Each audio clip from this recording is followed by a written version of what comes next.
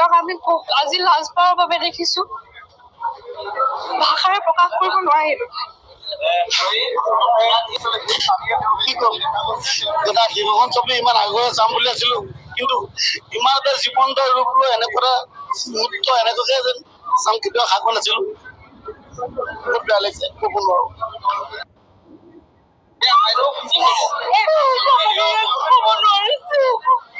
এখন চিনেমা এক number cinema হৈ আছে, জুবিন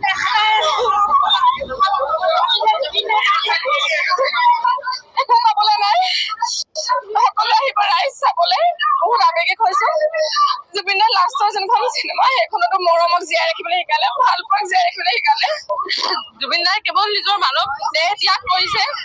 জুবিন দাৰ কেতিয়াও মৃত্যু হব নোৱাৰে।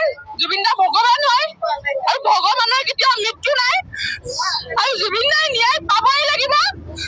জয় জুবিন দা। যথেষ্ট এটা আৱেগিক মুহূৰ্ত। তেওঁক আমি আজি লাজবাৰৰ বাবে দেখিছো, ভাষাৰে প্ৰকাশ কৰিব নোৱাৰিলো। কি কম দাদা, শিৱখন ছবি ইমান আগুৱাই যাম বুলি আছিলো, কিন্তু ইমান এটা জীৱন্ত ৰূপ লৈ এনেকুৱা মুহূৰ্ত এনেকুৱাকে যেন চাম কেতিয়াও খাব নাছিলো। বহুত বেয়া লাগিছে, ক'ব নোৱাৰো।